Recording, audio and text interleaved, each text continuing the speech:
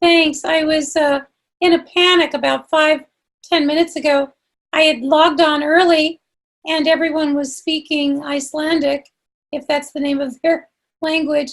And after it turned the hour, they said, this meeting is usually conducted in Icelandic. And I said, well, that's fine, but I was asked to be the speaker. And they said, really? Who asked who asked you to speak? And I said, Sandy. And she said, oh, that's a different meeting. So Sandy had sent me the link for Iceland because I got it right off of her link. But luckily, there's that wonderful Gray Sheet website where you can look up any meeting, and the Zoom link is there. What a joy it is to be able to use technology to our advantage, and certainly for me. I live a little bit outside of LA. It takes me an hour to get in there to a meeting, and then at least an hour and a half home. And it basically shoots the whole morning, Saturday mornings. That's our basic meeting time out here.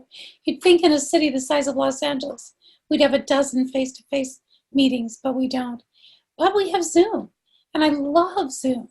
I get on a lot of Zoom meetings, and I find them so helpful. I find it helpful that there are so many people who have much more time than I do. I have almost 8 years next month, God willing. And but there's many people with a lot more experience, strength, and hope that I just soak up what they say.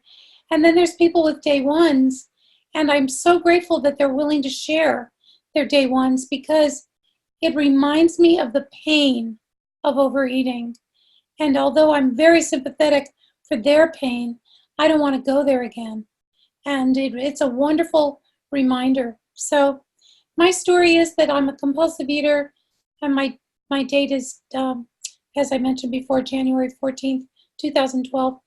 And I came into it having been a dieter all my life. I was a compulsive eater as a young child. I didn't have the words for it. I didn't know what to call it, but it was definitely compulsive eating. I used to just, as I got a little older, I would just refer to it as my weight problem, my weight. And I remember at my earliest memory of life itself is at about 2.5, and I remember eating a carb at that time, at my first memory of life. And my mother says I was a very voracious eater as a child. My brothers and sisters were not. They were just normal. And but I got this. And I know now that I'm not a product of my environment. I'm not a product of the diets my parents put me on. I'm not a product of shame or rewards. I am a compulsive eater to my core. I was born this way. I believe that when I ingest the foods we do not eat, that I will eventually be back into them full force, and that I won't be able to stop. I proved that to myself over and over and over. I was a great dieter. I lost weight on commercial products. I lost weight in 12-step meetings, but I could never keep it off. And when it started coming back on, it wasn't a little bit. 150 pounds would come back on. I've gained and lost more than 100 pounds 5 times. And Gray Sheet is the one thing that has kept me on maintenance, sober, abstinent with food. Other diets always had an end because, frankly, no matter what I was doing, whatever program, diet, guru, book, therapist, drug I was doing, there was always a sense of white-knuckling it. There was always, putting in some of those things in limited amounts that would eventually set me off. And I was in very much denial. I didn't want to hear about a higher power. All I wanted to do was lose weight. And I experienced a lot of wonderful, inspirational people in other programs, other meetings, other 12-step and outside of that. And yet I never had peace with food. and I do today. I no longer care about volume. I used to think I can't possibly live without huge volumes of food, huge volumes of food. And surprisingly, it just passed. I don't want that volume anymore. Partially age, partially metabolism, and partially a gift of the program. I also, after a number of years of abstinence, gave up all artificial sweeteners. And for me, that has been a wonderful boost to the compulsivity and to a boost in the right direction. That has also, what I noticed about myself was that I was craving the diet sweeteners and the diet sodas as much as I used to crave the other products we don't eat. And I basically had to ask myself, why do you need to be consuming something sweet all day long? Because I also was not in moderation with any of those things. I added it up once. I spent between $200 and $300 a month on diet sodas. I had to have one constantly. I was a school teacher. I had my own fridge. It was packed. My fridge in the garage at home was packed. I stopped at 7-Eleven twice a day for the 64-ouncer. And that's how I got up to $200 or $300 bucks a month. I'd rather spend that on new clothes or donations or my grandkids. So that's been a joy. My life in the food was miserable. I had so many physical results of my compulsive eating, the wreckage of my past. I had to use Desitin baby ointment between my thighs every day and then powder them down with talcum powder because my legs rubbed together so severely that I would have terrible rashes and painful bleeding at sometimes. And, you know, the humiliation of being at work and having a piece of my fat poke through my pantyhose, and then that piece of fat would rub against, and I was a bloody mess. And I know that sounds horrific, but that's where I go. And I try to find solutions like Desitin and baby powder instead of putting down the fork.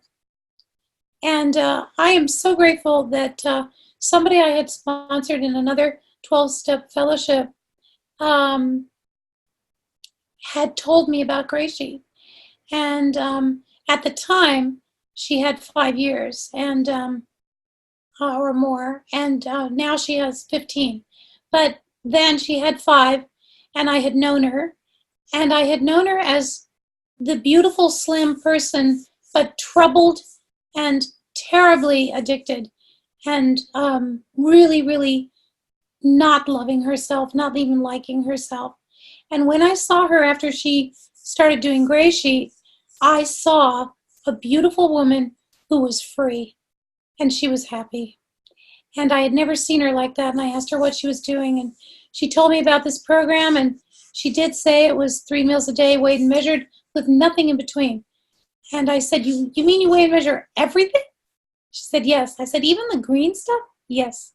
You never have not weighed in 5 years? It was astounding to me. And she said, yes. And took me, and then you know what my thought was? Shit, I better get it together. I better just really work my current program better, harder, stronger, more determination. Always refusing help from a higher power, thinking I was the higher power. And you know what? I don't have this on gallery view, and I forgot to look for Antoinette. I better do that. Sorry. I like to go to speaker view in meetings because I love to see your face when you're sharing. It also keeps me away from the distractions.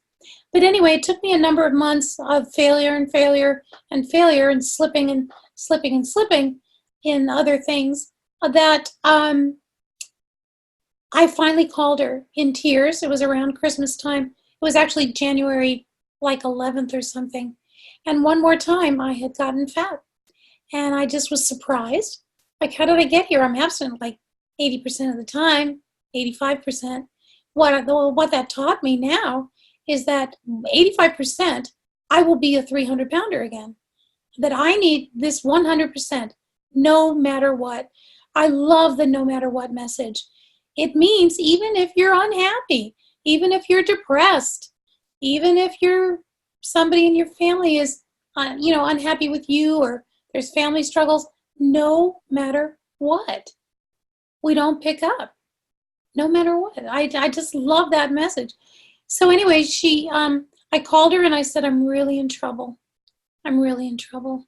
And she said, would you like to go to a meeting with me? And I said, yes. Can we drive together? She said, yes. And on the way in, she talked program to me. And then she said to me, I'm only going to ask you 2 things. She said, be willing to be a newcomer and be willing to listen. And I said, I will do that. And then at the meeting, they asked the newcomers to share. And when it got to be my turn, I was just blubbering, tears running down my face, mucus out of my nose.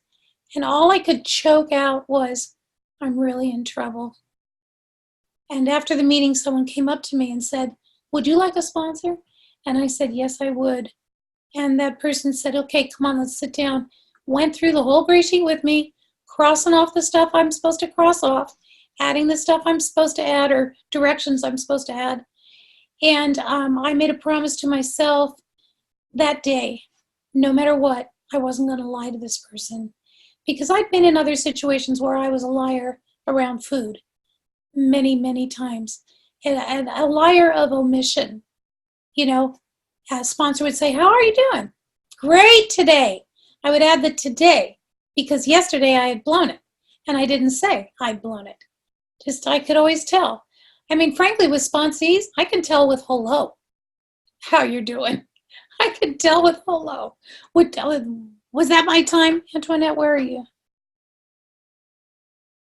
Where is Antoinette? Could somebody say out loud how many minutes I have? Nan, you have 2 minutes and 36 seconds. Oh, thank you. Thank you. Okay. Thank you so much. So when I got into that room, I saw a room of happy, joyous, free, slim people. And thank God those people were abstinent, because they turned me on. I wanted what they had.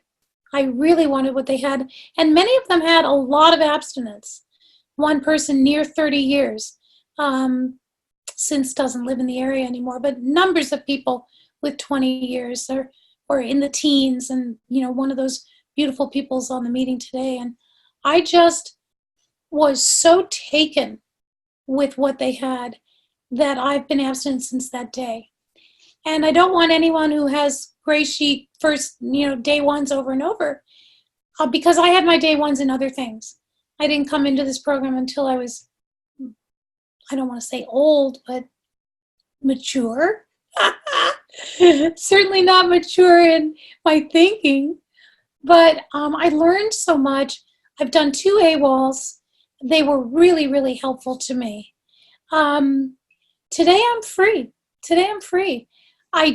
As I mentioned before, I don't crave, and I obsess a little bit in the sense of, looking at the clock, maybe like, is it time for lunch? Or I obsess a little bit about how I'm going to bring my things to social events or parties. And around this time of year, I bring full backup everywhere I go, because you just never know. I was at a huge party this weekend, my family and my sister's husband's family. There were 60 people for dinner. And the hors d'oeuvres came out at 6. And there were tons of hors d'oeuvres. But the dinner didn't come till 8:39 because I looked at my watch. And luckily I brought backup. And along about 8 o'clock, I said to my husband, I'm going to eat. So I ate full backup at this beautiful, beautiful party that had lots of food I could eat. But I took some home in a Tupperware and enjoyed lunch the next day with the main protein. And I was happy. And I even sitting there, the joy of this program is that I didn't resent that I had to eat my backup. I was thrilled with my backup. It was a 7, maybe, but I was thrilled with it. It was there. It was already weighed and measured. It was perfect. And I can love people and enjoy people without food. I could enjoy the beauty of the food. So anyway, I just am very, very grateful to be able to share. And thank you for asking me.